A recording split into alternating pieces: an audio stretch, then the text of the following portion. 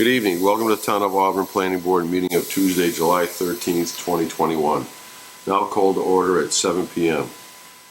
This meeting is being recorded and broadcast live by local access programming. Is there anyone here in the audience tonight that is recording tonight's meeting? There being none, please rise and join us in a salute to the flag. I pledge allegiance to the flag of the United States of America, and to the republic for which it stands, one nation, under God, indivisible, with liberty and justice for all.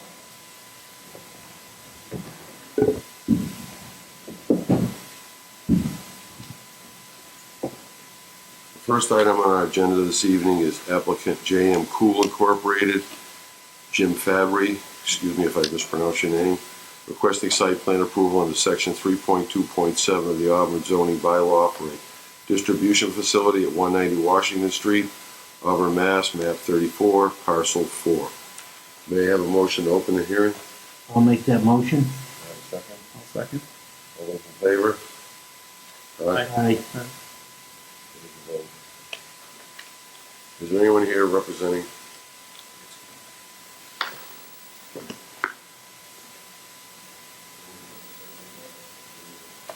Please introduce yourself. Thank you, Mr. Chairman. For the record, my name is Travis Brown with Turning Point Engineering, here on behalf of the applicant, J.M. Cool. J.M. Cool is proposing to construct a warehouse distribution facility for Ross Express. For those that don't know, Ross Express owns and operates a facility in Sutton, Mass. Currently. They've outgrown their facility. They wish to expand into a bigger facility here. This, as you are aware, is the Commerce subdivision that was recently approved by the board. This proposal is for site plan review. So on lot 3, which contains about 32 acres, this site will be accessed from the subdivision road, shown here at the bottom of the sheet. We have proposed a building that contains 3,500 square feet of office space in addition to 44,800 square feet of warehouse space. This site will be accessed in 3 locations off of the proposed subdivision road. The first access would be in this location. That would provide truck access to the building, which would have loading docks, 40 loading docks on each side of that building. These trucks would come down that subdivision road, turn in here and back into the loading dock, or go around the building into the loading dock in the rear. That access point will be gated for those trucks. There'll be a second and third access point to a parking lot that contains 105 spaces, mainly for Ross employees. The idea was to separate kind of that truck traffic that will be associated with the loading docks and then the office portion of the facility. As I mentioned, there's 105 spaces being proposed. That is more than adequate based on the parking calculations that we've demonstrated for Ross. For utilities, there'll be town water, town sewer provided within this proposed roadway, along with electric. We'll utilize those utilities, so all utilities for this site will be underground. We have provided a drainage system. For those that remember, this basin here remains unchanged from the subdivision.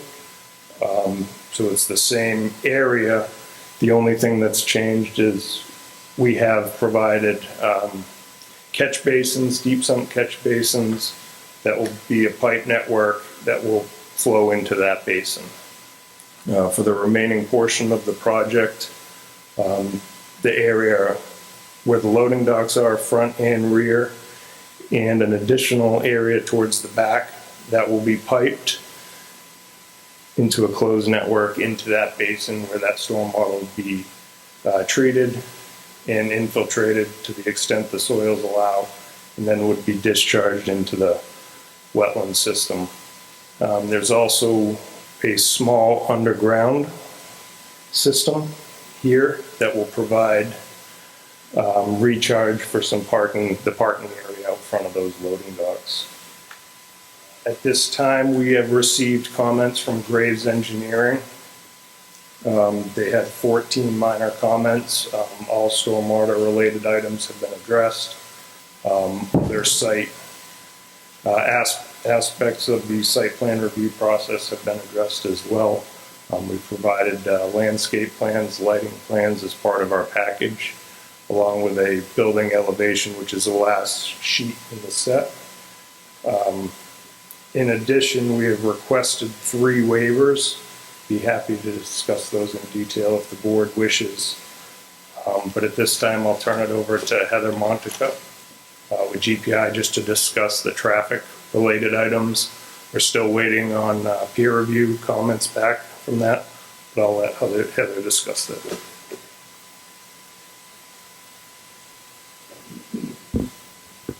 Good evening. For the record, Heather Monacup with Greenman Peterson, and we are the traffic engineers for the proposed project. Similar to the subdivision plan that was before you earlier in the year, we prepared another traffic study for just this distribution facility alone. It was dated on May 27th, 2001 and submitted to the town. It focused on the access to the site via Commerce Drive and Washington Street. So we did look at existing conditions again. The study area again was the Washington Street at Commerce Drive. We looked at public transportation, traffic volumes, adjustments, COVID adjustments, seasonal adjustments, collisions in the area, vehicle speed, site distances at the driveways, all things that were covered in the initial traffic study for the subdivision, but somewhat revamped, updated as needed based on review comments from VHB on the original traffic study. Again, we looked at future conditions, 2028, went out 7-year design horizon, historical growth, background developments, things that are built but not occupied, all included in our traffic volumes. The proposed warehouse site alone is expected to generate 50 weekday AM peak hour trips and 54 weekday PM peak hour trips. In order to calculate those traffic volumes, we looked at the Institute of Transportation Engineers trip generation manual, but we also had site-specific information from Ross Trucking. That information was provided in the appendix, and we used the more conservative, the higher numbers of the two to come up with the peak hour traffic volumes. Another thing that changed from the original traffic study that we did for the full subdivision is we got some employee data, and we were able to massage and more accurately pinpoint the trip distribution of the trips. So we were able to get the employee zip codes and do a more defined trip distribution, something that VHB did request in their first review of the subdivision traffic studies. We were able to make those adjustments. Accordingly, traffic volume increases on Washington Street beyond the site driveway are expected to be anywhere between 20 and 32 vehicle trips per hour. So that equates to about 1 additional trip every 1.8 to 3 minutes. So we did do capacity and queue analysis of the driveway. There are expected to be, and this is Route 20, traffic volumes, just like any other driveway along the corridor on signalized intersection. There are expected to be, long delays on the driveway leaving. However, the vehicle queues on the site driveway with just the distribution in place, which is expected to be first, is 2 vehicle queues leaving in the morning and 4 vehicle queues in the PM, which can be accommodated on the site driveway. However, we did do a gap study out there. We know that there's plenty of gaps in traffic to accommodate the movements into and out of the site. Even though we did the gap study and we know that we can accommodate, we still said we are still recommending improvements out on Washington Street, which include the addition of a left turn lane into Commerce Drive, as well as a kind of deceleration right turn lane into Commerce Drive and an acceleration lane. Same improvements that we had presented as part of the subdivision study. And that was reviewed by VHB. We made a few adjustments, shifted the driveways, and the new plan has been submitted with the traffic study to the town for review. We are still waiting on comments from VHB, but Mass DOT, which is the main comment that VHB's first review letter had on the subdivision plan, was we need to work out these roadway improvements with Mass DOT. They're currently in the process of reviewing the information submitted. So that's where we're at this point.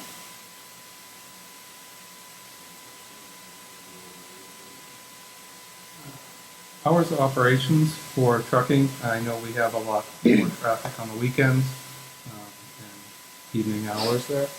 Yep. You want to know if there's going to be any on the weekends? Yeah. So actually, this facility, the way that it operates, they will have trucks go out on Friday. They come back Saturday, but before 11 o'clock. They're back by like 6 a.m. in the morning on Saturday. So there's no Saturday or Sunday peak hour trips. The trucks come back on Saturday morning. They shut down until Monday morning. It's zero for the trucking facility. There are none, because the peak period on a Saturday would be 11 a.m. to 2 p.m. So all the trips are back quite early in the morning. The trucks return by 6 a.m. Traffic backed up there. If you're coming east, you'll be, like, traffic backs up severely there. So you think you'll be blocking up east. So what I'm saying, though, is that when traffic gets heavy on Route 20, which would be between 11 a.m. and 2 p.m., there would be no trucking activities coming in and out of our driveway. The trucks come in at 6 a.m. I think they said it's about their last driver, it's about 6 employees. They get back before 6 a.m. in the morning on Saturday. They get in their cars and they leave. So it's about 6 cars that leave around, the 6 a.m. hour. So, and thank you for answering. No problem. Coming out of Commerce, if you Yep. were to take a left, you have to cross the lanes of traffic. Correct. Were there backups on that side of traffic crossing? I know there is going westbound, but You mean leaving Commerce Drive? I'm talking on Route 20. Is there backups on Route 20 eastbound? Turning left into the facility? Is that what you're asking? Yeah, I can't. So if you're coming out of Commerce, the trucks are going to come out and they're going to take a left. Yep. Traffic back up on Route 20 to where they wouldn't actually be able to cross completely into the eastbound. You're saying because, let me just get my bearings here, because of westbound traffic backing up, would they not be able to get So eastbound? westbound, I'm going to assume westbound's already backed up. And they're going to have to allow them in and out. So they'll have to create that gap. But if they were to pull out, did you see any traffic backed up on the eastbound where if they started to get out, couldn't actually make a full transition? Well, there was traffic during the counts that we did, for sure, right? Like you said, backups. But if it's backed up, I guess I don't kind of understand what you're saying, because if it's backed up, then there's no gaps in traffic for them to get out. They can't get out, right? So they wouldn't be entering. I'm a little bit confused about the question, I guess. I think he's saying that if there's an eastbound row of traffic heading from the light up by the substation, heading east, Yep. is that gonna cause a problem for the guy that's pulling out and taking a left turn out of Commerce? Okay, so the eastbound flow away from the traffic signal, correct, right? So we're moving good. So eastbound flow away from the traffic signal. There is enough sight distance for the truck and or vehicle in the future to see, and if there is an adequate gap in traffic to make that turn. It's free flow traffic in the eastbound, right? So they don't have to stop. They have the right of way. So a truck shouldn't exit unless there is an adequate or any But you never vehicle. observed that the eastbound traffic was backed up past the new Commerce line? No, from what we saw, it's right the westbound towards the traffic signal, right? So that it wouldn't be backed up. So could Could access out of Commerce Way be a little bit blocked because of westbound traffic backing up from the signal? Yes. But either there's courtesy gaps or whatever. But that's why we wanted to put the left turn lanes in there as well, so that if a car was turning left into our site, they would get out of the through traffic so the eastbound traffic could continue moving. I know in the past we've had conversations about West Tech and trying to get a light there. Get a light at West Tech? We talked about it, so Okay. that's not on us. Yeah, yeah. Have you guys had conversations about a possibility of adding a light there? Not at this point in time, no. How many dock parking spaces do you have? 80. How many trips did you say a day you would generate Trips per day. in a week? Yep, hold on, I did not present, let me just grab my traffic study. Heather, I believe you said it was 50 leaving in the morning, 50 coming back at night at peak hour. Excuse me. Correct, that's the peak hour trips. He's asking for daily trips, if I'm not mistaken, All right? day. Yep, all day. So let me just get to the appendix of my traffic study. We would have used the ITE data for that. Hold on, let me just find that. We don't analyze the daily trips per se. That's why I usually just present the peak hours, because that's what we're concerned about when traffic volumes are the highest on the roadway. But I know I have this information in our appendix, so I just want to make sure that I am giving the accurate information. That number may vary greatly on the time of year. Exactly. So it is, based on the numbers that we used, right, the higher numbers based on what the client gave us for data and what the ITE trip generation says, it would be 386 trips per day on an average weekday. Out, combination of out and in. Out and in, correct. 193 in and 193 out, obviously in a day, yes. It's like 2.5 times how many truck docks you have. 80 trucks of. And the client data says about 306 daily trips total in and out, which is a little bit less, but we usually try to report the higher of the two just to be conservative. Welcome. So, reviewing the, I think you mentioned this before. If you, based on the recommendations, there are some speed reductions that are needed to be taken up. Speed reductions? No, we're not doing speed reductions. It's very hard to get Mass DOT to reduce speeds in any area.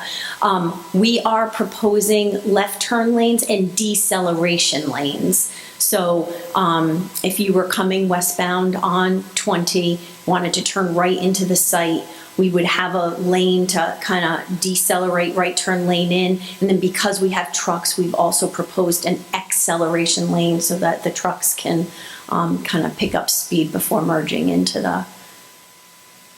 Is that going to be revised in the plan? Is there a revision based on that? That concept plan is provided in our traffic study. And we're, like I said, we need to, it's a Mass DOT roadway, they have jurisdiction, so we need to coordinate with them. Yep. One other question I had was on the, I think there was also a recommendation that the vegetation has to be 3 feet or less, right? We say, Along the, yeah, because intersection site distance, if you are in the driveway looking out, it's 3.5 feet to 3.5 feet, which is driver's eye to driver's eye for a vehicle. So that's why we like to keep any plantings low to the ground. is that part of the proposal as well? Well, they're not proposing big trees out there, but I believe that we're clearing where the driveways will be along the different frontages for the whole subdivision. Yep. How about truck entering signs? Truck entrance signs. On 20? Yep. Didn't propose any, but we can make a note of that. I'm sure Mass DOT will have a comment of that. We're just in the concept plan stages right now. We obviously would need to do full design I don't count on plans. state for anything, but The what? Wouldn't count on the state for anything. I can make a note about that, though. Do you mean like trucks entering ahead, a warning sign? Yeah, So a that lot of they know. them, they Yep. have It's a- the solar panel on them, so they're flashing all the time, they're flashing yellow to warn people it's entering. Yep, I can Right. definitely make a note of that. A truck exiting sign as well, coming the other way. I think that's what it says, right? Trucks entering and exiting so that they know. Based on eastbound lane and westbound lane.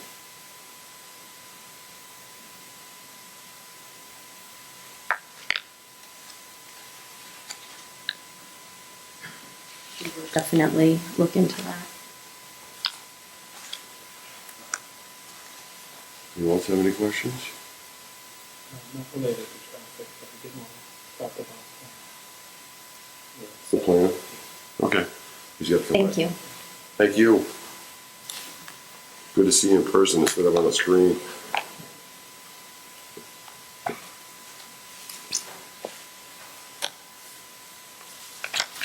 So, as far as the plans go, Steve, you have a question on the plans? So, I probably should have read the engineer's comments before. I was concerned about the fencing. So because of the slope around the edge, are you addressing that in your next revision about adding the fencing on the sloped area? At the top of the slope, yes, we'll be adding that in the next revision. That was one of Graves' review comments. And do you guys have a particular fence in mind, or what were you planning? Not necessarily. We do have a number of plantings on the landscape sheet at the top of that slope to provide some screening to the Tuck Farm residents. So I think that fence is more for safety purposes as opposed to try to block line of sight. So perhaps just a chain link fence, I think, would be suitable at the top of that slope.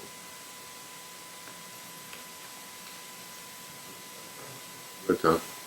Do you know the distance between your site and the closest residence on Tuck Farm Road? Yeah, so it's approximately 200 and, excuse me, let me just put in. Yeah, so 260 feet from the nearest unit to the property line, and about 750 feet from that unit to this building. Then there's also about a 60-foot grade change. This is about 60 feet lower in that cul-de-sac and that unit on Tuck Farm Road. In the specs, I didn't see the luminaire you're using for your lighting. Do you know if they're dark sky compliant, just to reduce light pollution and spillover?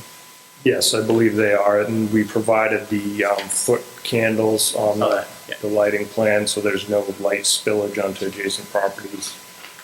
In fact, it just reaches outside of kind of the work that we're proposing in the parking lot, and then there's a good distance from there to the property lines too. And again, we're 60 feet down of the residence.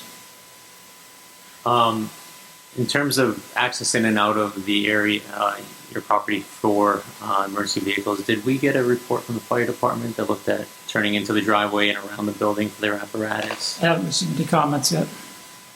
You guys know if you guys did a auto turn analysis? Yeah, we did as part of the package. The movement that we looked at was having a truck come out here and basically through that parking lot so that the fire captain would be able to have access around the building.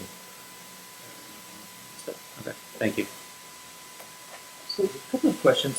One is on the adjacent to the property. There's the National Grid right of way. Is there? So, did you guys have any discussions with National Grid? Is there any effects on the property because of the easement right there next to the property? No, all of our work that we're showing is outside of that easement. That easement is technically part of this property, but we're not doing any work within the easement. That easement killed us from having the driveway across from Patrick Mazda. That's where they wanted to put it, was right there, but they couldn't do it because of the easement. Anyone else? One question, and maybe Sure. this might be obvious. Because we have 300 odd daily total trips from the property, between the property, is there a need for, is there a noise study that's needed? Is there anything, Study? a noise effect? Noise impact. I'm not sure what that level would be considered, but I think that might be a health department issue, isn't it? It's usually health department. Don't have the information offhand what they're, it's usually, Route 20 is right there, so it's already allowed, so that comes into play as what the modern noise is allowed, but I'd have to defer to them and get some more information Take a specifically background. regarding that. Mass Pike is loud, Route 20 is loud, but where this is set down 60 feet from the adjoining property on Tuck Farm Road, that's an automatic sound area right there, plus the trees. I mean, in the summertime, you can't see, you get on either end of Tuck Farm Road, either the cul-de-sac or the other dead end, you can't see this. But you can currently hear it by even with the vegetation. Oh, yeah. I But the think Mass that's Pike- gonna be more polluting. But the Mass Pike is a lot higher than this.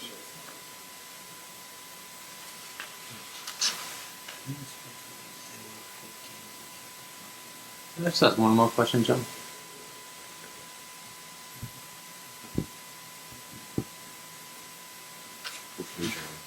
Go ahead, Tom. How many parking spaces are you building? You said 105? 105, yeah. And I believe the report said that the current employee level is only 83 and they're not planning on increasing it. Why are we overbuilding so much parking? Well, the parking is directly related to the parking regulations in the zoning bylaw.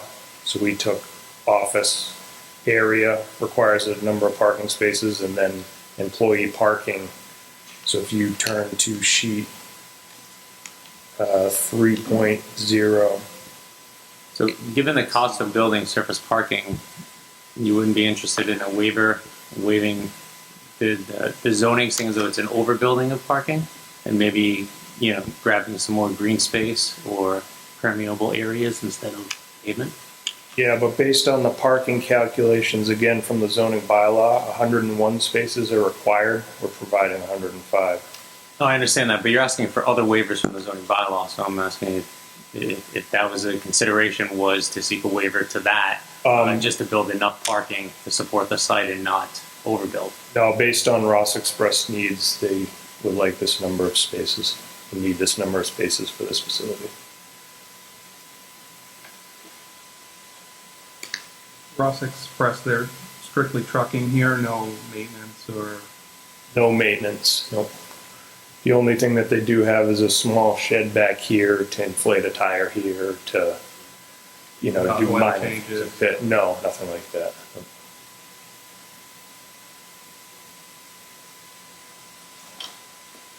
You all set, Steve? Right?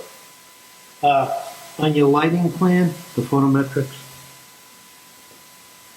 we require 0 foot candles at the property line. I can't quite read the numbers, they're pretty small, but it looks like they might exceed that. Yeah, so right now, the extent of that data is at the edge of the parking area. So we can try to extend those foot candles out, but I'm sure that those would be less than 0. Again, that's a slope in the back, which will be higher than the actual fixture, the light fixture itself. So the edge of that parking lot, from what I can tell, and I agree it's hard to read, you have 1 to 2 foot candles.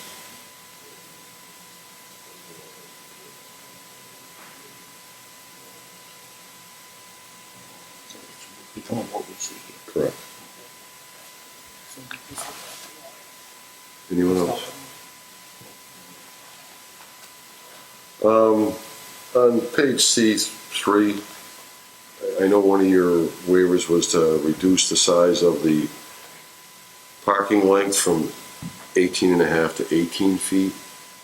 Wouldn't it be wise to just put in a row of compact cars and leave the rest at 18.5? So I know if you're driving a pickup truck, 18 feet's not enough. Yeah, I agree with a truck. It is difficult. I mean, their existing facility has 18-foot long spaces, and they've managed, we just wanted to maintain the drive aisles, be adequate, and try to reduce that parking. And again, based on the waiver, that was to reduce buffer zone impacts to that wetland.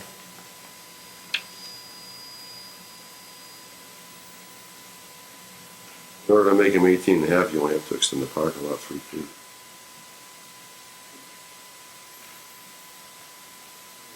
something we could consider. I drive a pickup truck. And even in a grocery store parking lot, it's hard to park in your space if you have an extended cab or an extended bed. Yeah, in this scenario, this is going to be private to Ross Express, but we'll take a look at it and Some of the see. employees may have trucks. So if they were to accommodate, they could move that building up instead of into the wetlands. If they move the building up, they won't have the drive around it. They still have that land in that space.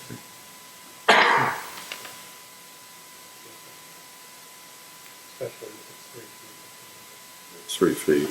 Well, I'm sure they could, we can figure something.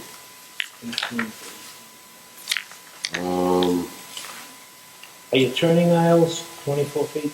Yes, they are. Excuse me. On page 6.3, you show your temporary sediment basin. Don't show the size of the riprap. It just says minimum 0.5 feet on each side of the trench. I don't know if that's 2-inch rock, 5-inch rock, 6-inch rock.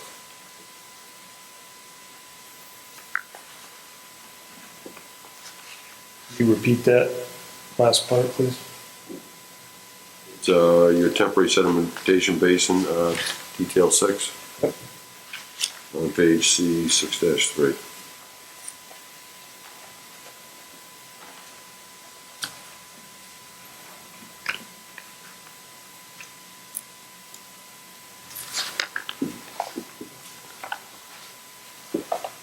Then on your typical utility trench on C 7.1, detail 4. Well, at least I didn't see it on here, the depth of the topsoil in any unpaved areas. You're looking for depth of topsoil? Town has a requirement. The same with the paving.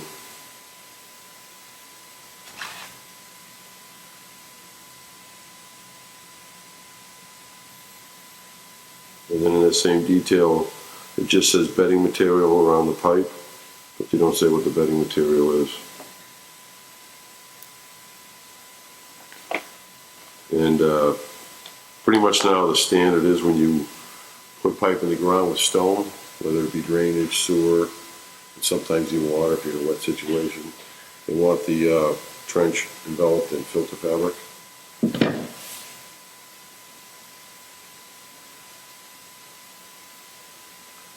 And then on the same sheet, on your pipe encasement, you show 2 longitudinal rebars, number 5's on the bottom. Generally, when you're under a paved surface, it's a full cage, like especially for a water main. Not generally for sewer, but I would say any utility. If you have a utility trench like electric line or not a gas line, because they have their own requirements, but use electrical or power line is encased in concrete with a full rebar cage. It's usually number 4 and number 5 rebar.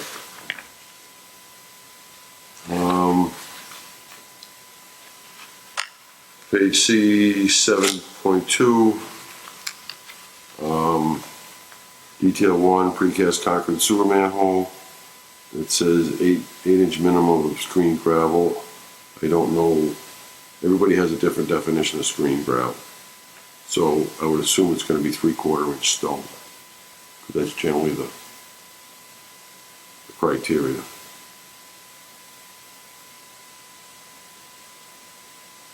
And then on your bollards, I mean, this is your own thing, but it says steel, but it doesn't say whether it's galvanized or not.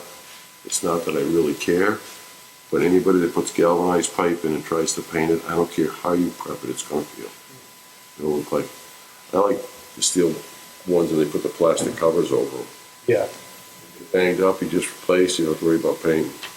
specify that. And on the light pole base, I couldn't tell if the base was square or round. So I assume these are gonna be precast or they're gonna be cast in place? They'll likely be precast. Might be precast. We'll get specs on that. I think we have that information.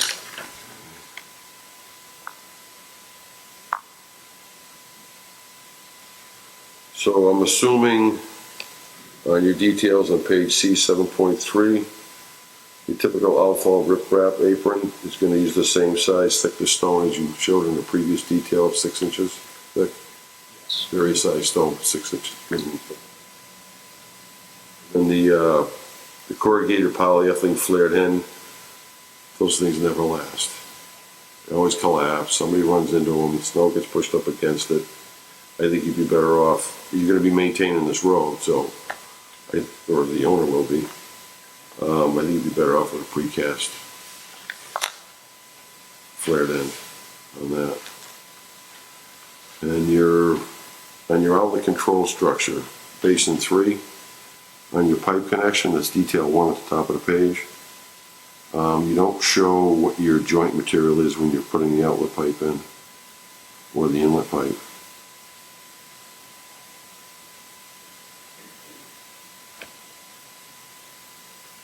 So if you, I would assume that's is that a plastic structure that you're putting it into? Or is it concrete? That'll be a concrete structure, So similar to a manhole. recommend either a boo, or if you're going to grout it in, then you should put some type of water stopper on the pipe, hydrotight, something like that.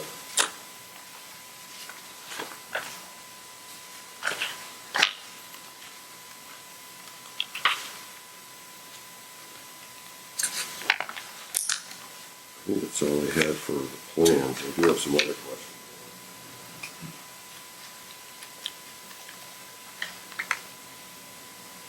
How far is the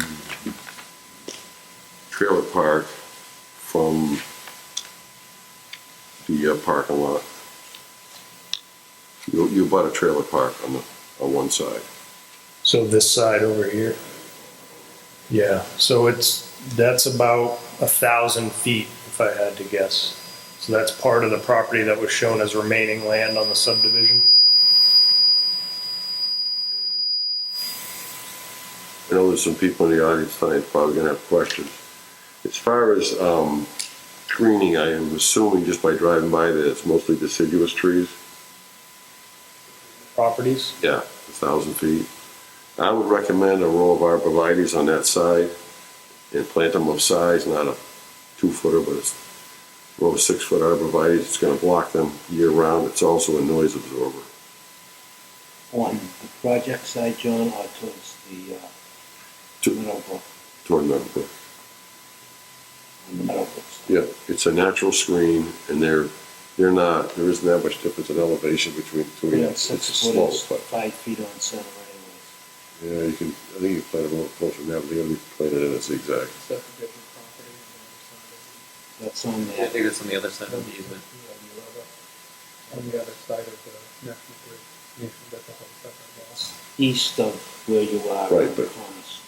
Which they're gonna leave green space supposedly, but when the leaves leave the trees in the winter, you're looking at a truck stop, basically. There you go. It's a noise buffer as well. So just so I'm clear, are you suggesting here kind of alongside that easement? Can you show Meadowbrook or Windbrook? It's way off the map. Yeah, I don't have that on this Oh, okay. plan set. Too far I don't know over. if you can bring up the subdivision, we can look at it.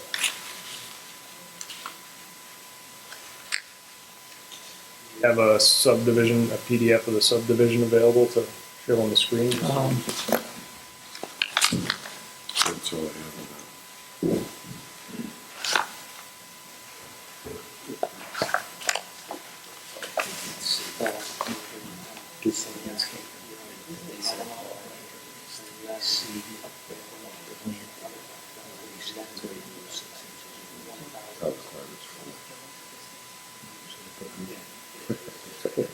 Can't make it do that. What says 6 inches? Oh, okay. All right. Just didn't show it in detail. I'm sorry. Meadowbrook is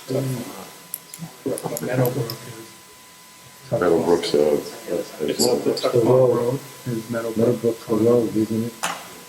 Meadowbrook Audubon thing down off of Massasoit Road.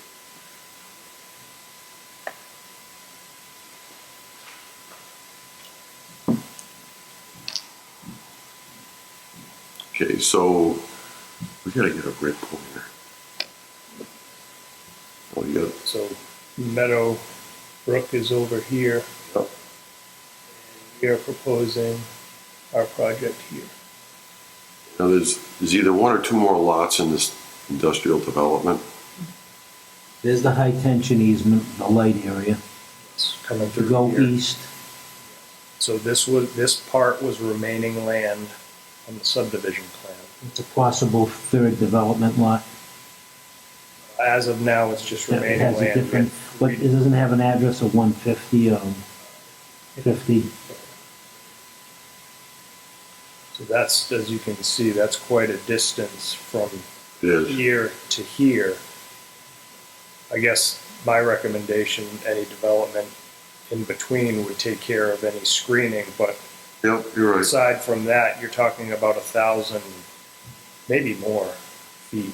Okay. from- So that next lot on the other side of the utility easement, that is a proposed future site for development, correct? Could be, it could be, it does have frontage on Washington Street. Is there two or three lots total in this? It was only shown as remaining land on the subdivision. 3 lots so we off had of Commerce. 3 lots. Three, that's what I thought. Yeah, The other two are closer to Washington. one's up near Washington. Now, that piece we're just talking about, east of the high tension lines, is, if you, whether or not you develop it, do you have any plan to go in and clear cut or cut, weed it, thin it out or anything like that? That remaining land in between. That remaining land? There'll be- You plan would to, require you plan to further- leave it as it is, treat the way it is, For now, it would require further. unless you develop it. They'll need permitting to do anything. Land disturbance or otherwise, they'll need to go through different permitting process. So in fact, I was off with my distance. It's actually about 1,900 feet.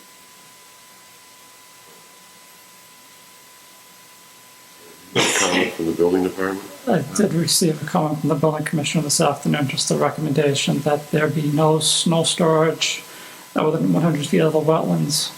The employee parking area is fairly close to some of the wetlands, just recommendation, possibly a condition not to have snow storage within 100 feet of wetlands. So, do you show a snow storage area in your parking plan? We do on sheet C 3.0. So those areas identified as a dotted hatch towards the rear of the parking area, and those locations are in fact outside of 100 feet of the wetland. They're 100 feet away from the wetlands, so.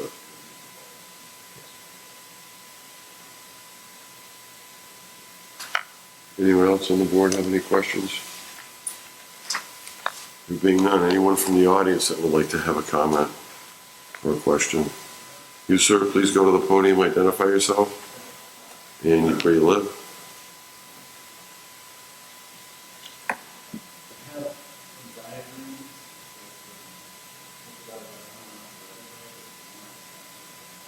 Sure.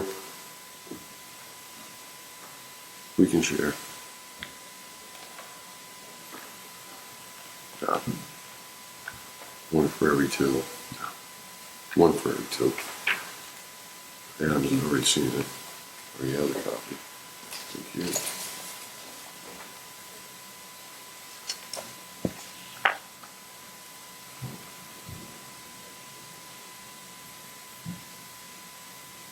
How you doing? My name is Rich Hansen. I'm one of 5 trustees at the Meadowbrook condominium. And I'm here tonight basically to impart upon the board the concerns that we have as a condominium community. Coming in here, I was already dismayed, but now I'm really concerned at the number of trips that I just heard that is going to be coming in and out of there. I'm just going to go ahead and read a letter that basically is the collection of many unit owners who have voiced their opinions, including Mr. Brady over here. Says, "We are dismayed to learn that the abutting property is being developed into a distribution center and are extremely concerned about the adverse impact this will have on our community as a result of excessive noise from the operation of a distribution center. This center hasn't even been built yet, and already our peace and quiet has been replaced by bulldozer engines and backup warning signals. We can only lament what it will sound like with constant noise from tractor trailer engines, air brakes, backup warning signals, and air horns. We also anticipate that with the large parking lot of the distribution center will come the need for several dozen Walmart-sized light poles to illuminate the area, and we are concerned that since the barrier of trees between our properties is thinnest right where the buildings of Phase 2 are, we are going to be impacted by unwanted light shining through the trees as well. And it is not a case of if we will be negatively impacted by the operation of a distribution center. It's impossible to run a distribution center and not create adverse conditions for your abutters. Since 1986, Meadowbrook has been a beautiful, established, highly desirable place to call home. It is a peaceful, well-maintained community of 58 unit owners who have been generating real estate tax revenue for the town of Auburn for over 35 years. It will be a grave injustice to every Meadowbrook unit owner to see their property values plummet due to the impact of the distribution center. On behalf of all the unit owners at Meadowbrook, we implore the planning board to recognize our plight and help us preserve our property values and our right to quiet enjoyment of our homes.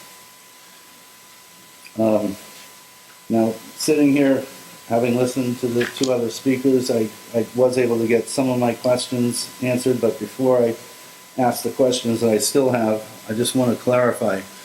At what stage are we? Is the developer of the land in the room, or are you, sir, are you just like a consulting firm for the developer? Okay, all right. So has this land already been approved as a distribution center? No, it's zoned business and industrial. All right. Yeah. So it's already been, so there's no chance of it not being developed into a distribution center at this point.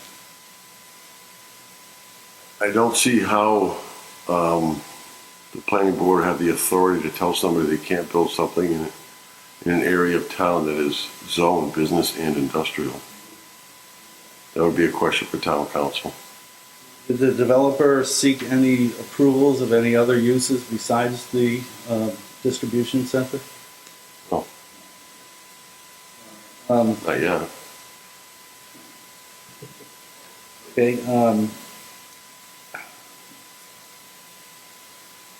Do you know? I'm sorry. What was your name? Travis. The name of your client is, I assume that's a unionized operation.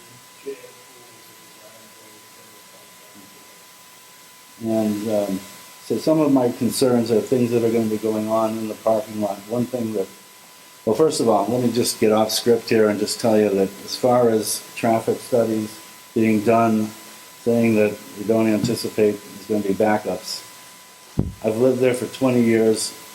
Even without this trucking company, it's backed up a lot on Route 20 going towards the traffic signal, especially towards the end of the week when people are trying to get away for the weekend and they're heading out towards Sturbridge. Once the Mass Pike gets jammed, people come off the Mass Pike, try to avoid the jam, and that clogs up Route 20.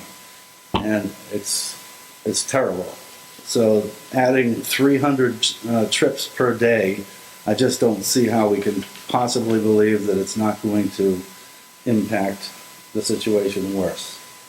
As far as the noise level, there's been talk about how we sit up elevated above the site that's being developed.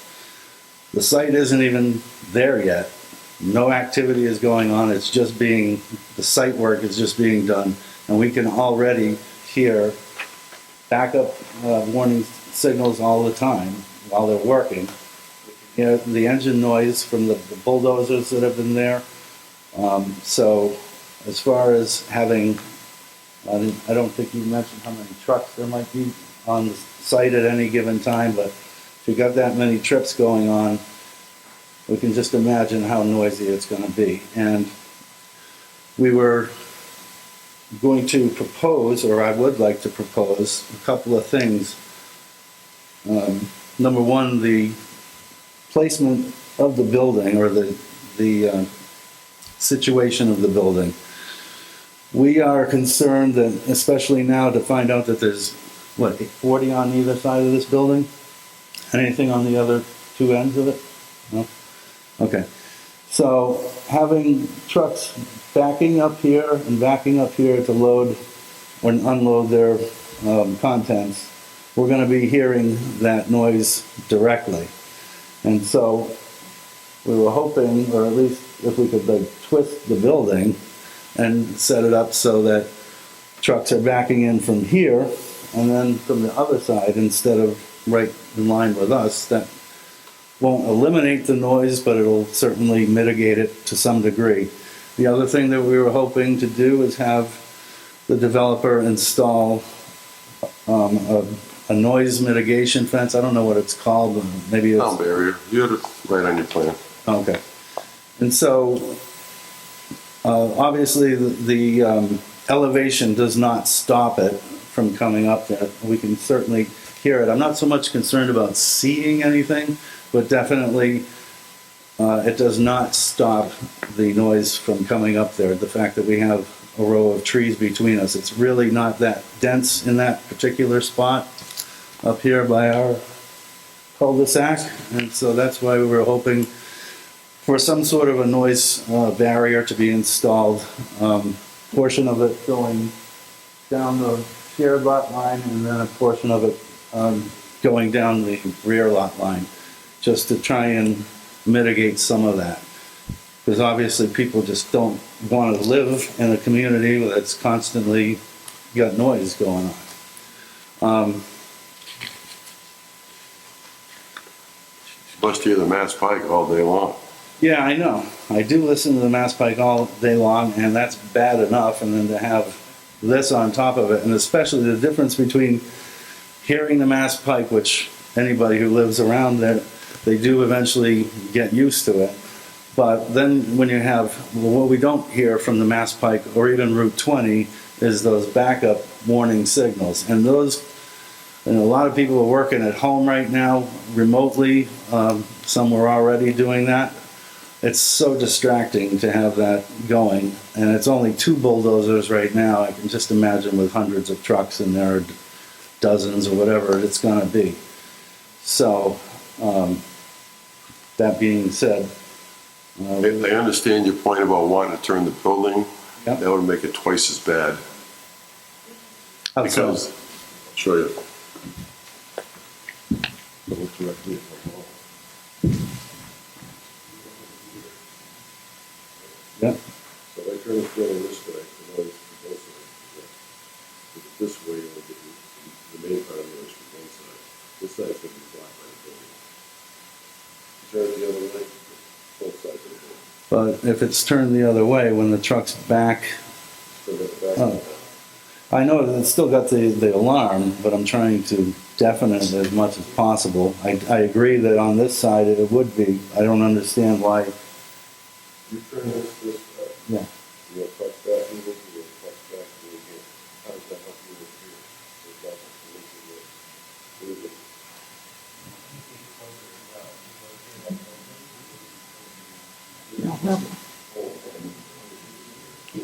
They all have. Okay. And the developer, or I know who is the developer, but is Ross Express going to be doing own the property afterwards, or do you try to come in? Okay, so would you want to be willing to put like a sound barrier fence over your property line?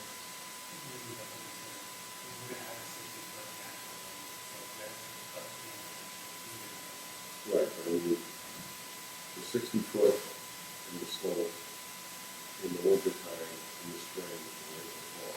There's no reason to do it. So it's not just but if you put a sound barrier in here, be the neighbor to these people, you're gonna lose your sale out of the place. I don't think I can force you to do that, but that's another question for town council. That was part of my question with the fencing, because I think you could achieve some of that noise buffer with non-chain link fencing and stuff.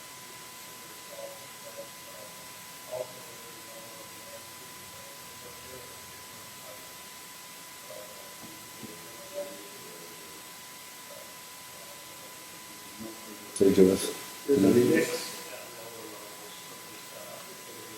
deciduous looks great, but in the winter time, it's not. So, you have to pass.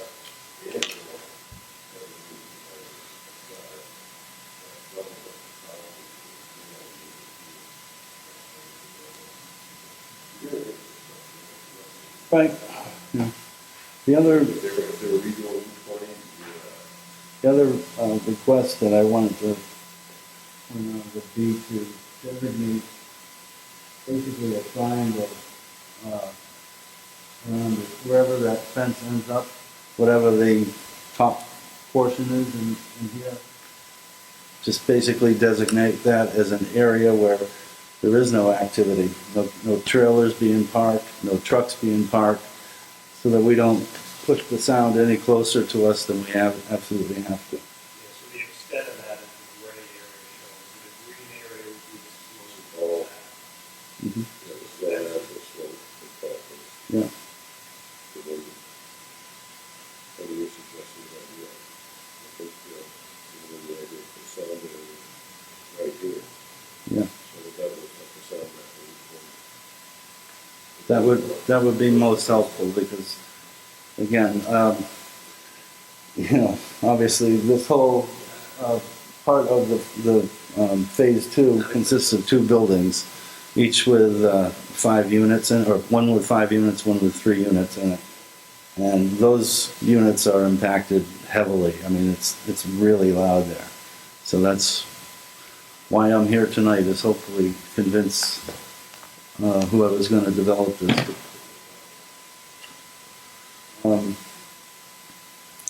Already talked about the loading docks. What about a PA system? In other words, is there going to be any kind of a speaker outside where somebody's shouting orders, bring number 17 up to the loading dock or anything like that? No, they typically don't do that. I know their facility is Sutton Yeah. doesn't do that. Well, I guess we would ask the planning board for, within your authority to do so, to prohibit that, any kind of a PA system that would be heard by us up there, having to listen to that all day. What about air horns? Is that typically something that goes on when you're at the Sutton facility? The reason I asked you about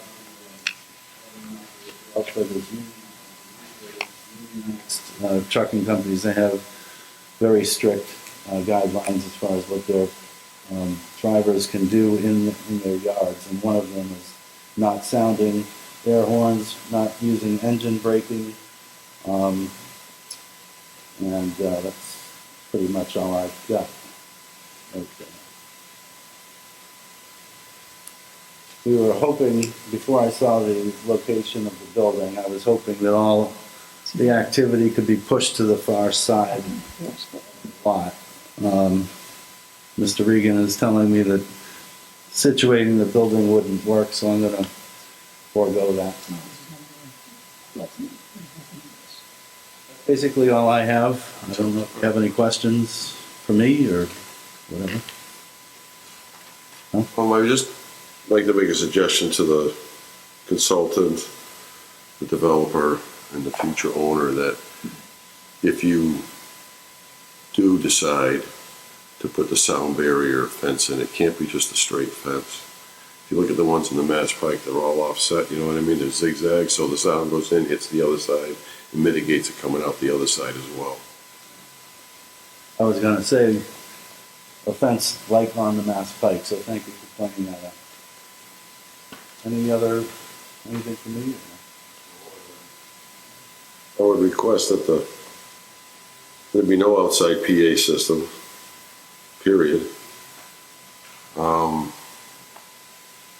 don't know why they'd be honking their horns, but I definitely would make the suggestion of no Jake brakes, no engine brakes.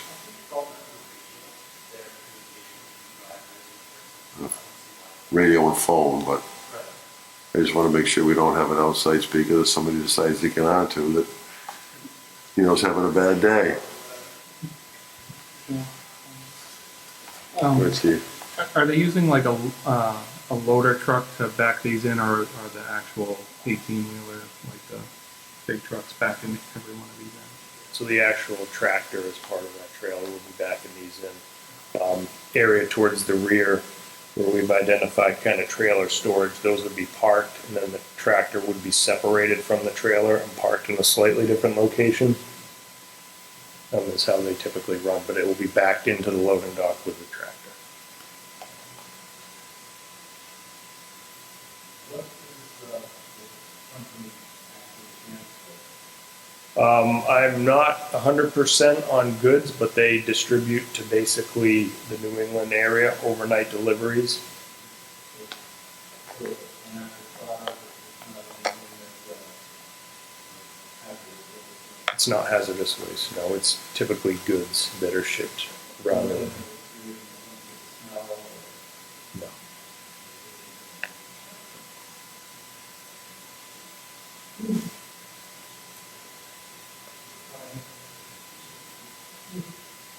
How big is typically these trucks that we go in and out? Are they trailer trucks? They're trailer trucks. Trailer. Yep. You looking to have a perimeter fence around the whole property? There will not be a perimeter fence. As I mentioned earlier, there'll just be a gate at that main entrance of the trucks.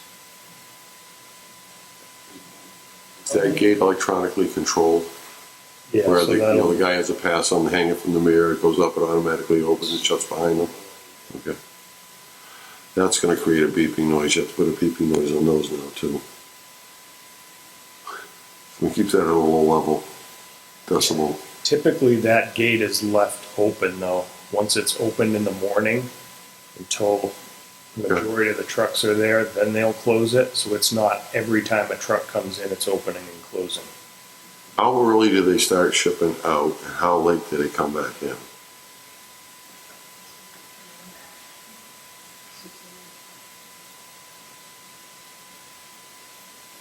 So again, so let's see, the morning peak is 7 to 9 a.m. So they do have a night dock crew that leaves during the morning peak hours. And then they have, and then the evening trucks return between 5 and 8 p.m. And then there's trucks that come and go between 9 p.m. and 6 a.m. So, like I said, it seems that it can be kind of all throughout the day, but it's spread out throughout the day with the majority happening during those, normal peak period hours. So we don't have any idea how many trips are gonna be made between 8 at night and 6 in the morning? So it says, 9 p.m. and 6 in the morning, it says there'll be about 20 to 25 trucks that come back in.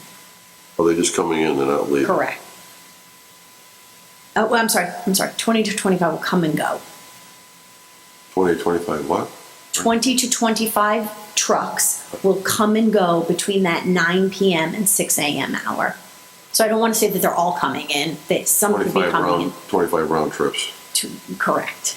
So those trips would be in addition to the 383? No, that's included in our daily number. Those are outside of the peak hour numbers that I was talking about earlier, 50 and whatever those peak hour numbers were. I think sound barrier is warranted. And the no engine brake, definitely. You can't shut off the back alarms at social law. I'd love to, believe me. I hear them all day at work.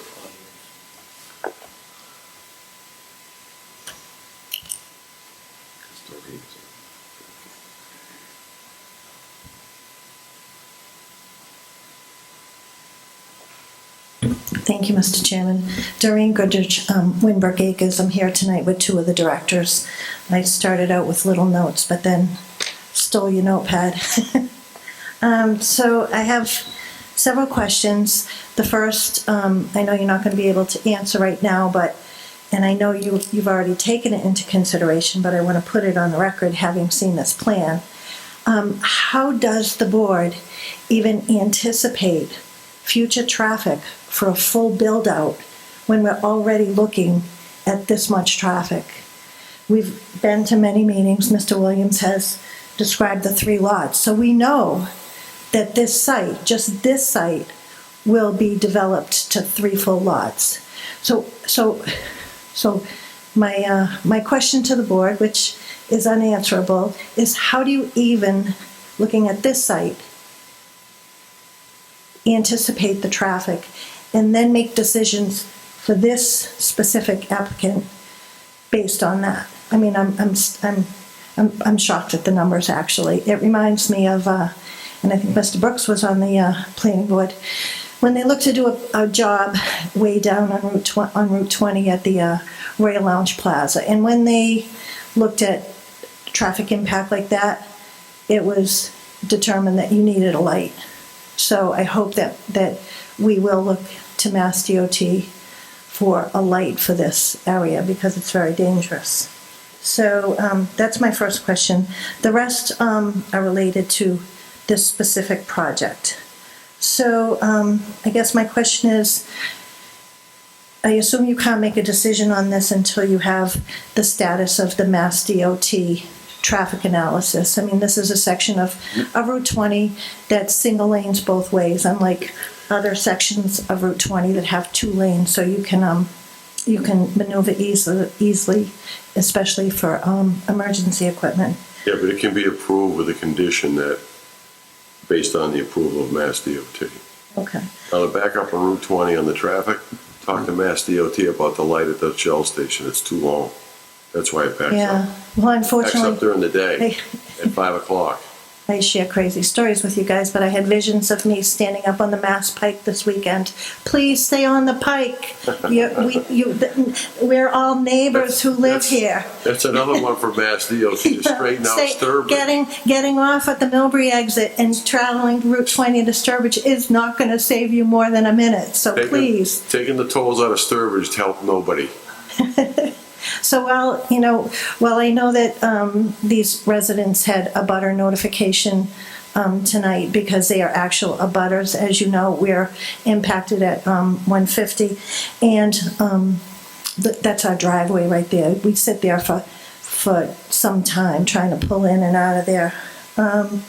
My other question is on the status of the sewer easement. I thought that they needed the sewer easement, and, I heard on the plan tonight they're tying into the town sewer, but I thought at our last meeting it was pending town meeting approval, so I have that question. I made a note about the PA system. I believe that they're prohibited, aren't they?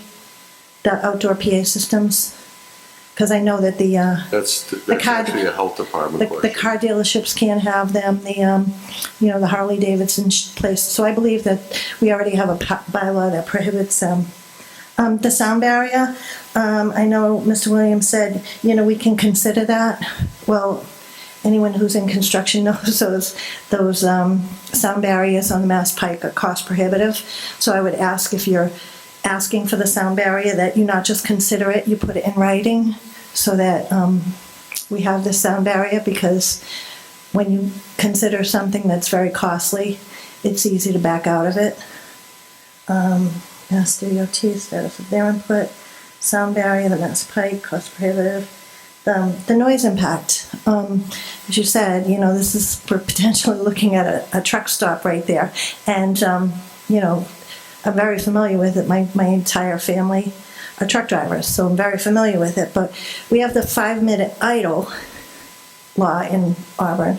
But if you've got 80 trucks idling all the time. So I would ask that you put something into your decision that says, once those trucks back in, they have to shut down while they're being loaded, because I know my husband, my son, they back in, they want the air conditioner running, they don't want that air brake to have to build up again. So I would respectfully ask that you have no idling while trucks are being loaded.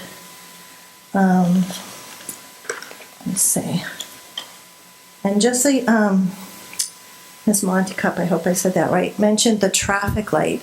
Is she referencing the traffic light at Millbury Street? No, I think it's referencing the traffic light at the Shell station. That's what backs up Route Yeah, 20. no. So that's On Millbury Street, yeah. Okay, yeah. Yeah, because I mean, we just, I'm sure you saw, there was just an accident at Montclair there today because it's single lane, going both ways. So my concern is that you have this backup of cars, of trucks and cars trying to turn in and out of there, and traffic is Well- really going to be an issue. Heather can correct me if I'm wrong, but heading west, there's a turn lane just for the truck. So he's in line in traffic. He pulls into his own lane to turn into the development. Now, coming into traffic, other than crossing to head west, there's a acceleration lane. It's an additional lane to the lane that's there. So he comes out, he has to get up to speed while these cars go by him. Just like on the Mass Pike, when you enter from the Auburn exit and head west, you got that lane that goes out and then it finally disappears so people can get up to speed and move over. Right. That's what they're proposing. And that has to go through Mass DOT approval. Correct. So that's what we're waiting for. Right. Unless they get that, they're not gonna build this truck place, believe me. They won't. Yeah, I mean, it's a significant project. That's a huge amount of traffic, It especially is. for the type of traffic. It's, you think of a small compact car trying to pull out between, hoping you have a few seconds to pull out, and you have a 53-foot tractor trailer trying to pull out. We're neighbors. We live there, and we talked about this at the last meeting. Nobody's looking to stop this project. We're just respectfully asking you to do what you can do for the neighborhood. Because, I mean, people have, I think I said at the last meeting, people in Woodbrook Acres have been there. They've called that home since the 60s. Things have changed and things develop, and we want commerce in Auburn, yes. But I It's not respect. in your yard, right? Say that again? Not in your backyard though, right? It is. What I'm saying, I'm making a joke. Oh. Everybody wants commerce to come in and Auburn, but not in my backyard. Oh no, I'm not opposing this. I mean, like I said, I and Mr. Brooks knows, he's been on this board longer than anyone. When I was on the other side of town and they developed things, and the neighbors would say, "Oh, they can't do that." I go, "Yes, they can do that, and they have a right to do that, and they should be able to do that." But what we can all work together to do is protect the residents, protect us with sound barriers, with arborvitae's, as you said. Well, that's what traffic. we're striving for, is to Yeah. mitigate the impact on the neighbors. Yeah, and we appreciate that. And I just, if we're not here, I don't want this board to say, and again, I'm here with two board members. I sat on a board previously. You look and you say, well, nobody showed up to speak, so I guess they didn't have any concerns. Even when the butters don't show up, I personally, I know Ron does, and everybody else here tries to take the neighbors into consideration. I know how you that's do, gonna and affect I know you do, and I appreciate that, and welcome aboard. Congratulations on your appointment from the town manager. But we'll be at each meeting, following the process, and again, I know this will be developed, but we just ask that you take the residents into consideration. Thanks so much for the opportunity.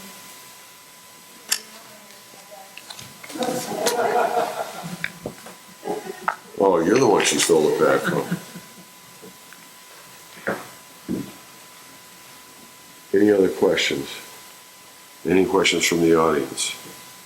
We I obviously. just think, John, it's something to consider, what Doreen said in the beginning too, that there's two other projects that are gonna go in here.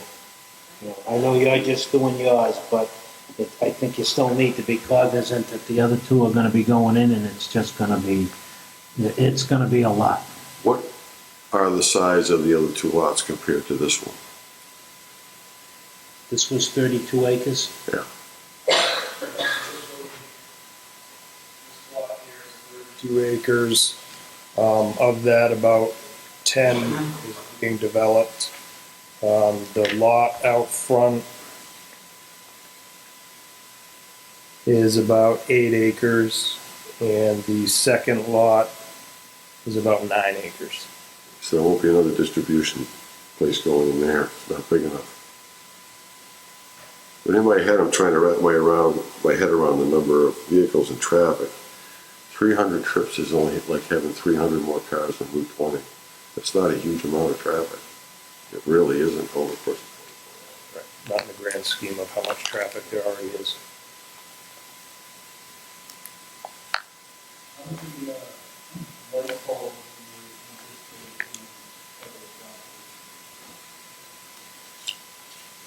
Their light pollution has to end at the property line. So where they are now, where the parking lot is, and being so far from you, I mean, in the wintertime, you may be able to look down and see a light, but it's not gonna be shining in your bedroom. Well, and it shouldn't protrude out anyway, so you'd have to. Yeah, look, yeah, nothing, Shades right. angling down. Because if Correct. you're just making an illumination that you're gonna be looking at that looks like a glowing sight. Usually at the property lines, they have a blank on the back of the lights, usually all LED lights now because they're so efficient. There's usually a backplate on it, and it just makes the light shine forward instead of out. Does that hold true for floodlights on the building? Because if there's one, there's a bunch of floodlights in the back of that building, one in Anglo. How can you make sure that it's stopped at the property? It has to by town law. But I know it doesn't have to by town law. Right? Well, it does have to by town law. Yeah, They typically can't put them those, up if it's, has to be 0-foot candles at the property line. which we have, and then those lights, as you mentioned, on the building are typically full cutoff, meaning that they shine down and not horizontal.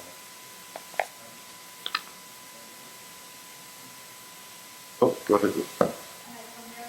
You can speak from there. We can hear you, Dory.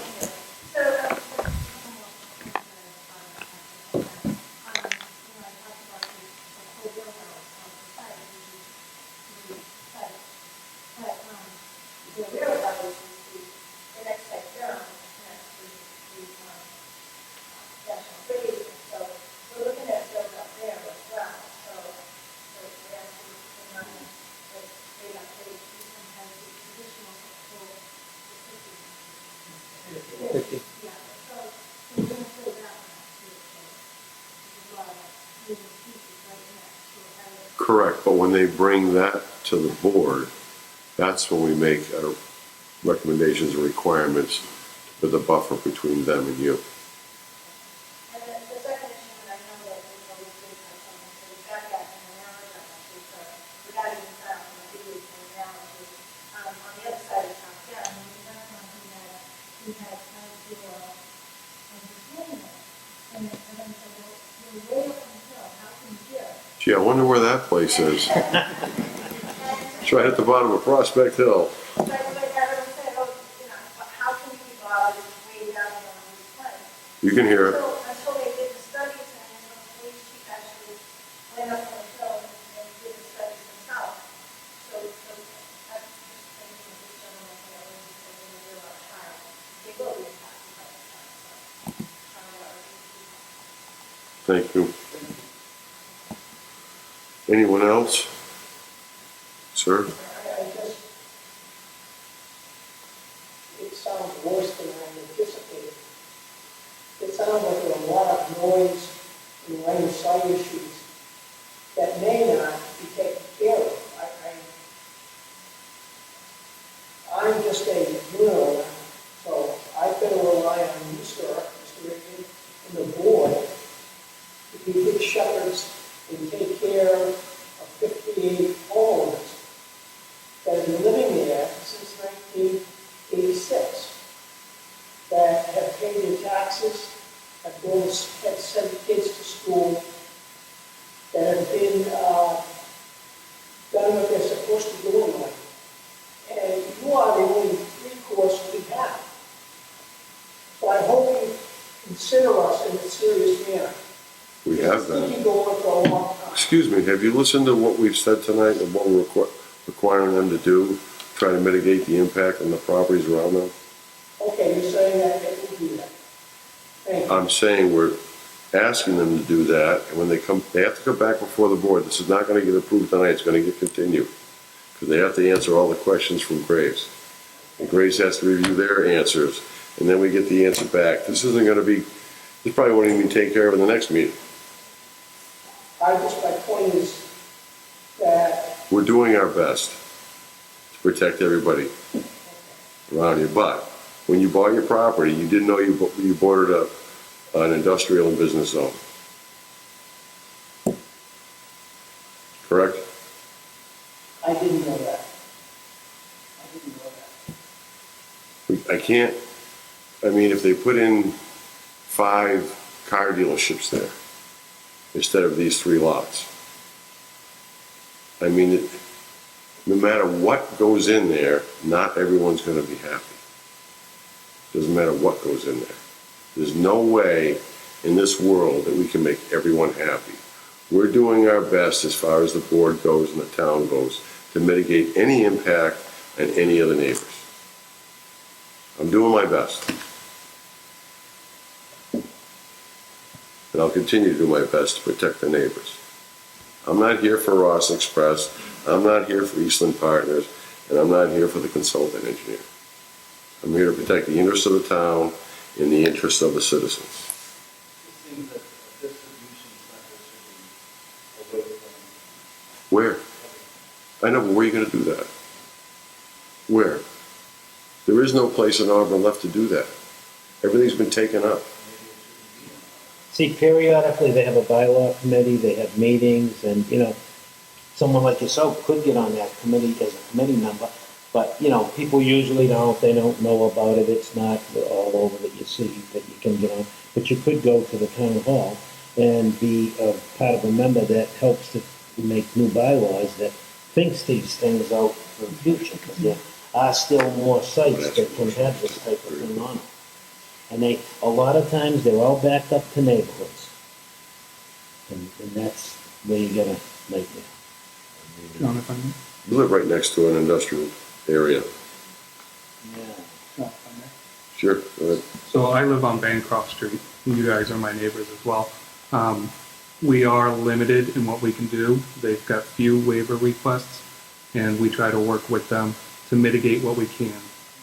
In the zoning that they're in, it's allowed. So we're gonna do what we can, and we're gonna work, again, Mass DOT has a lot with the traffic. But I do have sympathy with everybody on this, and within the rules and regulations, if we can mitigate that impact to us, that's our stance of this. I will also say, as Ms. Goodrich said, there is the connection to the sewer, which is contingent on the whole development. So that still needs to go through, and if you are still, Town meeting, October.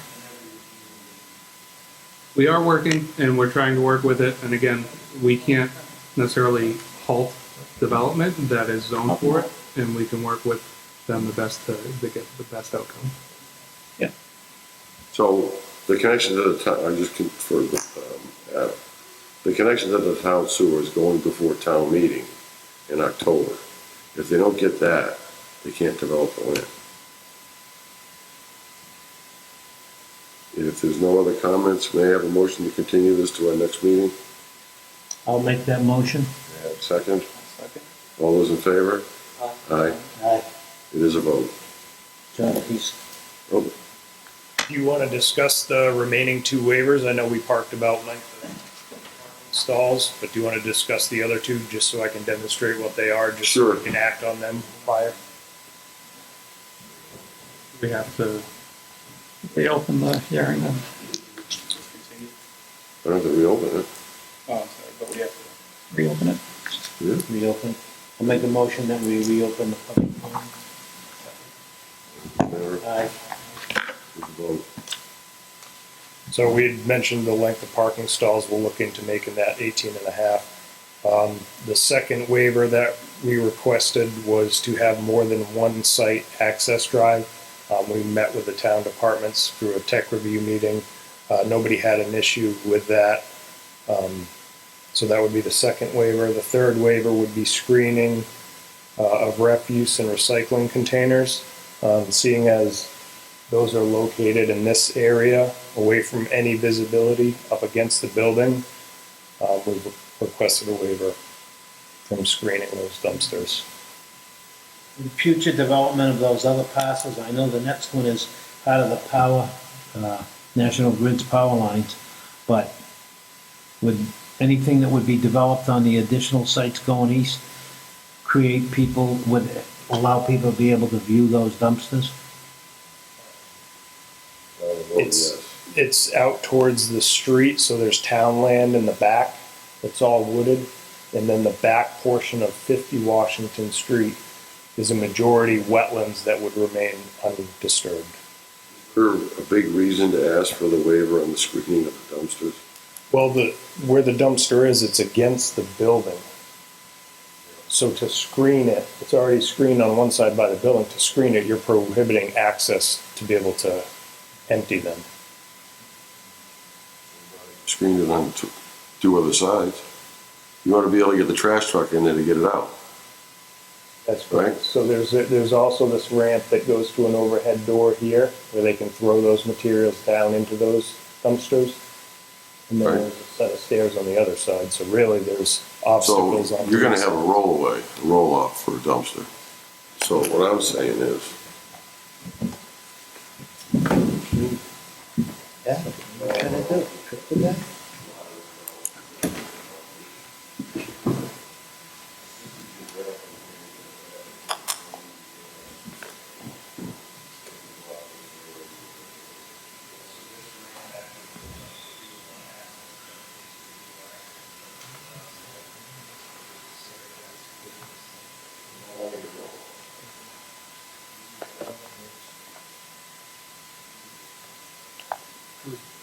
Fairly small.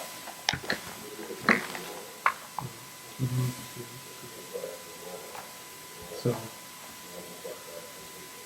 they have three houses because they built a road here. They're not far enough apart to warrant connecting.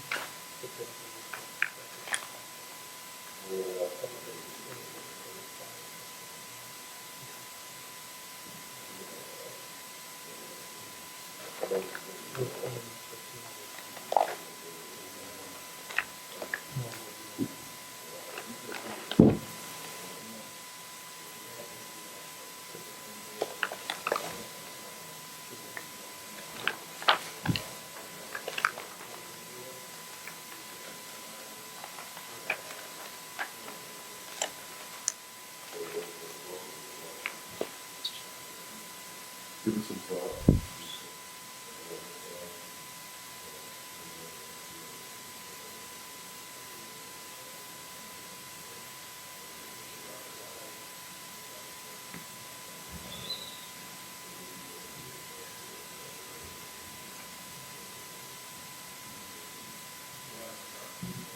We'll take a look at it. We'll consider it.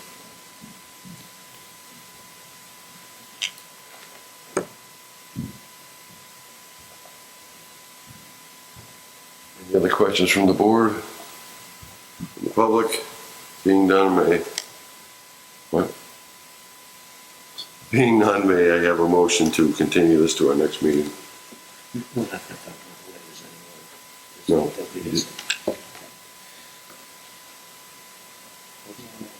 I can't I'll make close a it. motion that we close the public hearing, No, you have to continue it. continue the public hearing. May I have a second? All those in favor? Aye. Vote. Thank you Thank for you your for your time. presentation.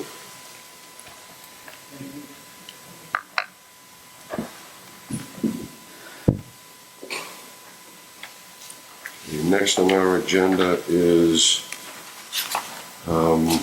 applicant Modern Structures Incorporated Night. requesting a special permit under section 5.3 of the Auburn zoning bylaw for a hammerhead lot at 92 Tinker Hill Road, map 59, parcel 5, continue from our June 22nd meeting. Smart. I don't have any plans at the moment. Yep, that's nice. Let's see the location. So on Tinker Hill. This one is.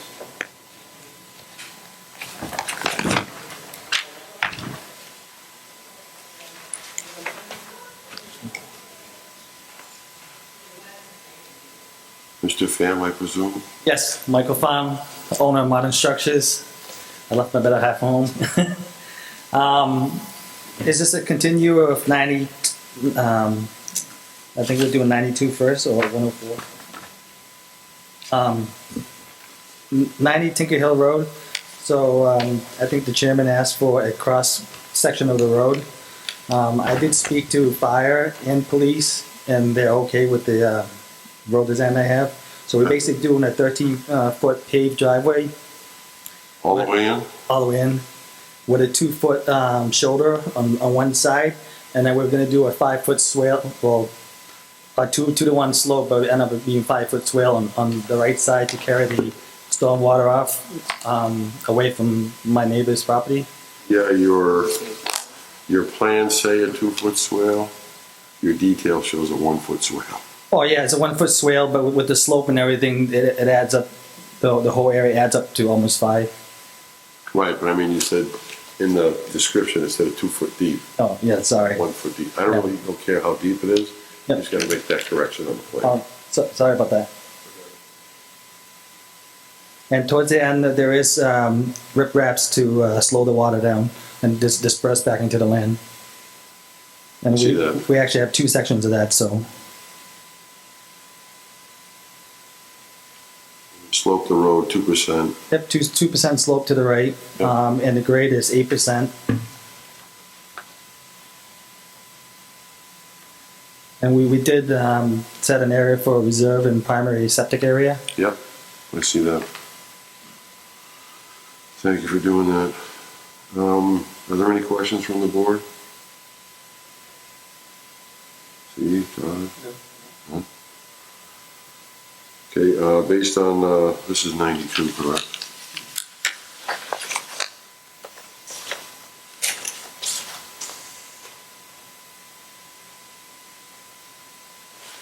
May I have a motion to approve the plan as shown with the condition? Oh, yeah. May I have a motion to close the hearing? I'll make that motion. Second. All those in favor? May I have a motion to approve as presented with the correction of the depth on the swale on one side? I'll make that These motion. have to be recorded at the registry of deeds, so. I'll make that motion. May I have a second? Second? All those in favor? Aye. It is a vote. Next up on the agenda, it's the same gentleman. Applicant Modern Structures Incorporated requesting a special permit under section 5.3 of the Auburn zoning bylaw for a hammer lot at 104 Tinker Hill Road, map 59, parcel 5. And what is this gonna be the same procedure on this lot? Yes, that's the chairman.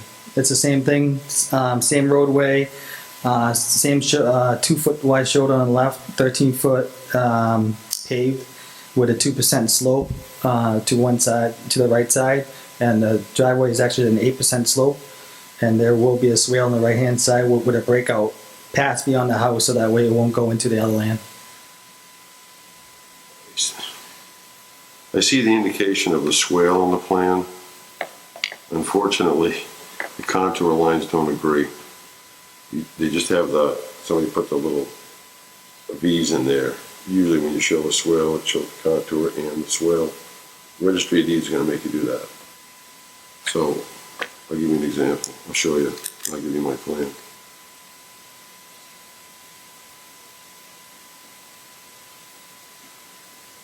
The swale is supposed to go, the V is supposed to go the other way? What's that? Is the V supposed to go the other way? No. Oh, no? Okay.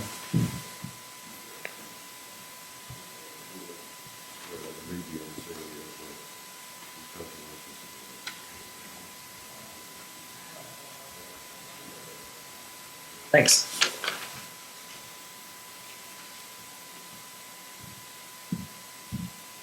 questions from the board? Any questions from the public? Being none, may I have a motion to close the hearing? I'll make that motion. May I have a second? Second. All those in favor? Aye. May I have a motion to approve with the conditions of the corrections I made on the plans? I'll make the motion. May I have a second? Second. All those in favor? Aye. It's a vote. Thank you, Chairman. So, good luck. I think Adam has the A and R lot. Oh, yes, the A&R. So, now that we've gone through the lots, we can now go to the A&R. It's at the top of the list. I have to open the hearing, right?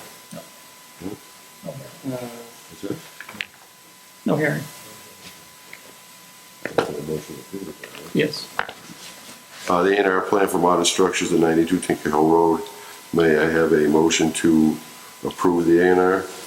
I'll make the motion. May I have a second? I can feel it first. You vote. It's He didn't have it. Oh, it was in his packet. 92 as well as the other one, I just wanted to. Yeah.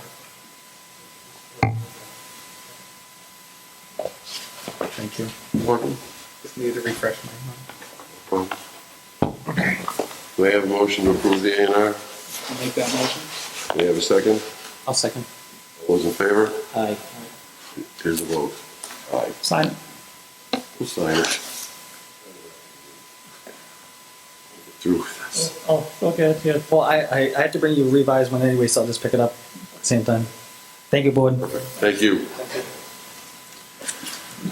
Okay, next on the agenda is reorganization.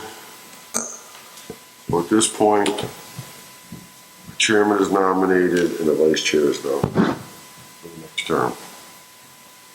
Adam conducts the meeting. Correct. But I'm asking for a recess for 5 minutes. Please. Won't take that long.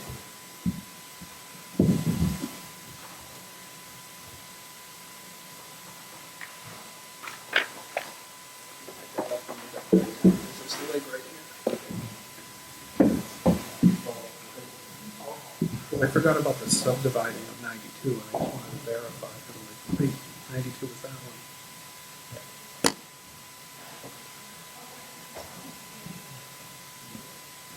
Yeah, those projects, like,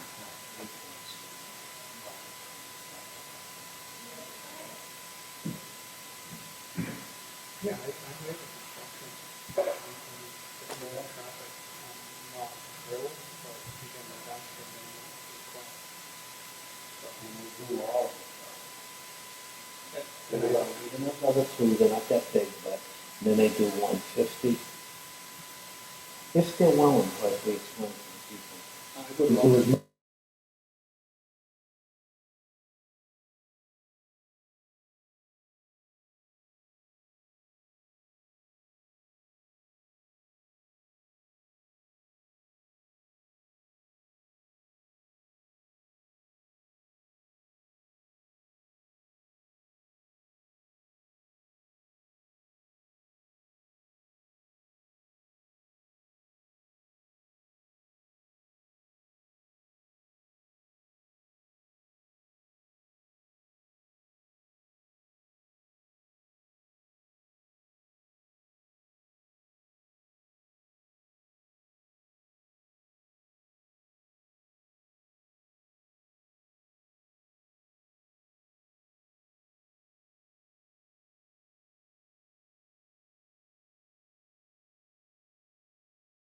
So, thank you, Rich. Reorganization. Guess I'll take nominations for I will chair. nominate John Regan as chairman of the planning board. Second. Any other nominations? All those in favor for John to be chair? Aye. I will nominate Steve Chambers as vice chairman of the planning board. I'll second it. You're in charge now, John. All those in favor? Aye. Vote. No vice chair, Steve, let me get to sit where Ron is now. Right now, or do I wait till Come next on. week? Come on, man. Discussion, IT improvements. So, going forward, at least until next April, it seems like we're gonna be doing hybrid, meetings, which is both real in person, and we're gonna allow people to call in, like we were in Zoom, so we're gonna be able to have both going on. The IT department is looking for suggestions on how to improve this room as well as the planning board room, 'cause at some point we'll be back in the planning board room to make the technology work better. So if you have any thoughts, maybe. Did you say Adam, having we're John gonna be in pull this the power room line from might, now on, might or help. Go back in the planning. At some point, we'll go back and the planning board room, but I thought, at least for now, people are concerned about COVID, it can spread out. That's This why is a I bigger room, I like it here better. I like it here too. stayed here. Do we know what the remote participants will see on their screen? I know. Let's see, right there. So on the Zoom, you'll be able to see that? That's what they televised prob- right now. Yeah, I think so. I haven't gone through it. What it's like to So did it what, we last call night. from home into a Zoom meeting? You don't have to, but other people can. I mean, you can if you want, We're gonna be here. but yeah, we're gonna be here. Yeah. Correct. And on those Zooms, like I would see your screen when you were sharing it. That's why I just wasn't sure if you'd be able to see the room. I think they're gonna try to make it so you can see the room. I'm not sure if they've ironed out the kinks, because the board of selectmen did it last night. I haven't talked to them, I don't know how well it went. We'll have to kind of play it by ear and deal with any technical issues, but they should be able to see what's the meeting. How was it in last April? Was it through Zoom or did we? What do you You mean? can Go to a meeting. Go Same to a thing. meeting. It's the same thing, it's an online meeting. But it was awful. So, and I thought it was awful. And then if it's You didn't call me. hybrid participation, do we still have to read the remote participation guidelines? I'm going don't to try think to so. modify that. Oh, good, that's half the meeting. Well, that's why I'm I don't think concerned so. on that, so. I don't want it to be back, I just didn't know what the guidelines were. Yeah, gonna be. but it's still a work in progress. We'll probably have something modified. Hopefully, it doesn't have to be quite so long. Probably just, I would, Be allowed one. Well, as soon as John tells me he's not coming, I don't know if I'll show up. it falls to the next. That's Well, why if I have to read a 30 I used to call Adam every week and go over it all before I got here. that's just a lot to read. I think it would just be an announcement that this meeting is also being held on GoToMeetings or Zoom, and people are allowed to call in, which means we're gonna need a switchboard in here, which means, I don't know who's gonna run that. Well, one of my suggestions is to have, right now, this computer does not communicate with the TV. That needs to change. I like it in this room. Can we make it so that we're here? Because it's more space, it's just different. You can see better. It's kind of clustered in there. You don't feel like you're on top of everybody. And all those people get jammed in and they're coming around the table. Except for a Tuesday selectment meeting, then push But for they'll that. have to do it another time. Well, if it's a Tuesday select meeting, we just go in that room for one meeting, no big deal. It's not very often they overlap. Usually Tuesdays is just playing with. But make it clear that's tomorrow, Rachel. Give it some thought if you think of anything. I know, like, so my thing is make sure that the computer talks to the TV. Well, I wasn't in, I know, John, you were here during some of those. Here for all of Could you them. hear everyone speak? Yeah. Okay. Yeah. Wasn't sure how the audio was. There was, I shut off my audio, and the audio came through the speakers here, so I can hear everybody. But if I left my audio on, we get wicked feedback, so I had to shut my mic off, and I spoke through this mic. So how does that work for if the board's here and we have remote? That's going to be one of the challenges. They're going to have to figure out some of the microphone issues. Agreed, but he was looking for suggestions and I know. there were concerns I just know if I was remote and couldn't hear someone in the room speak. Yeah, you gotta, at least us in this room, have to make sure we're talking to the microphones. So no more of them They're very talking to the floor. They gotta go to the podium or sit next to Rachel. Yeah, they're very sensitive. Rachel can sit here and fill up 2 seats. Are you okay with that, Rachel? Your seat is now. The next time, that chair blocks the view of that coated when they put the easel up there. Look at you. Make that happen. There are no decisions. Next on the agenda is may I have a motion to approve the meeting minutes of June 8th, 2021? I'll make that motion. May I have a second? I'll second it. Those in favor? Aye. It is a vote. May I have a motion to approve the meeting minutes of June 22nd, 2021? I'll make that motion. I'll second it. Favor? Aye. Vote. New business unforeseen by the chair. Got one thing, we had a complaint from the rain on Friday. South Convenience flooding, the daycare next door as well as Auburn Street. I have a picture and video. I said I would show it to you. Show it to you quick now. I don't know who didn't flood. Exactly. Drury Square was flooded. Yeah, this rain was extreme. I would expect anything to. That was the daycare looking over towards One Stop. So it's 6 inches of rain there, I guess. Is that? That's the one stop. This is Package Road looking at One Stop. We had water that day.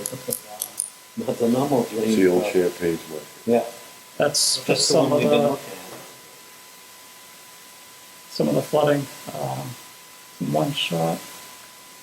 It's coming from up from Merrimack and it's Coming coming from everywhere. It was coming from the sky. What did we get, 3.5 inches? I think with the rain yesterday, we may have broken the record for over 8 inches of rain in July. Yeah, that's Auburn Street flooding. I came right out of the brook. Did anybody get on and look at where the 24-inch culvert is? I don't know. I still haven't gotten an answer on who installed that, when it was You're installed. talking in back of the market? Yeah. There's a green one that comes out of the houses to the right. There was a piece that I found up there. I don't know where that's coming from, other than just there. But I don't know if DPW. the other one is reduced down, the concrete one, where we had them clean up the debris that was around it. Yeah.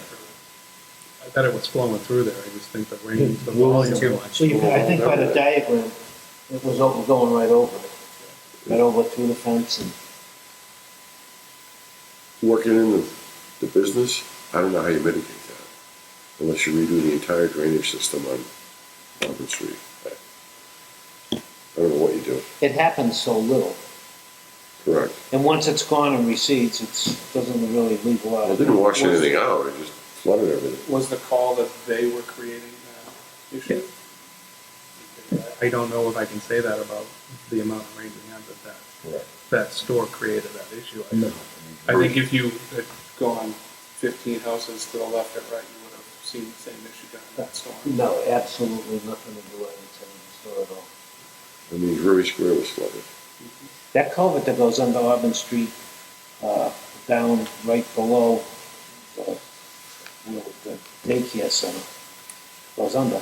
That's gotta go down and through and then into the swampland down Perry Street. Right. That's the only place that could go.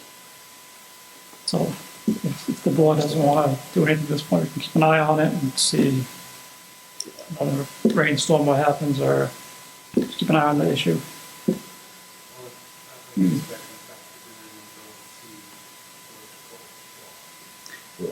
I don't It know. goes under the road. The one No, that those goes were- behind the property. I believe And under the 24-inch goes the length of the preschool parking lot. It must exit on the other side, so to me, the people that put the 24-inch culvert in were the people who built the land, so it'd be the childcare center. So, that was before my time. And then it would have to be piped into the brook that then runs under Auburn Street. I'll go look. Okay. I can ask this DPW that made the 2 films. I don't know if they checked out the culvert or not. I can ask them. Anything else? August scheduled. Do we want to meet on the 10th or the 17th? Somebody indicated the 17th is preferable, but Chairman. Yeah, so that means that I want the 10th. I don't like missing the meetings. What are the two dates, Adam? 10th or the 17th. We only gonna meet one. So Right. besides the JM Cooley, do we have other people that will be ready? Yeah, we have one new application for a duplex on Willis Street. What street? Willis? That's from Rexnord, film, Yeah. back between Jerome Ave and. Oh, I know where it is. Yeah. So I had the 10th in my calendar already. Put me on. I'm not going anywhere. Is the 10th already, everybody else? I'm on both the 10th and the 17th, but if we can do remote by then, I can join remote. Might be traveling on the 10th, but 17th I'll be able to.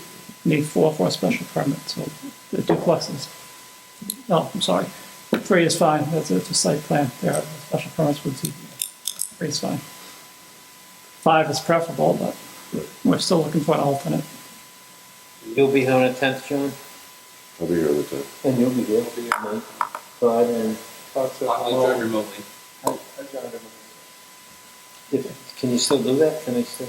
Well, they could probably call into a phone. Yeah, that's, That's my perspective,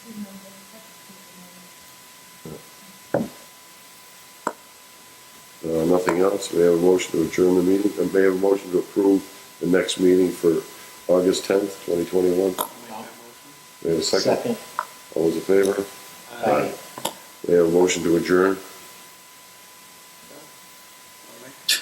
I was letting one of them make it. Well, I was trying to make it easier for Don't all of you jump in at once here.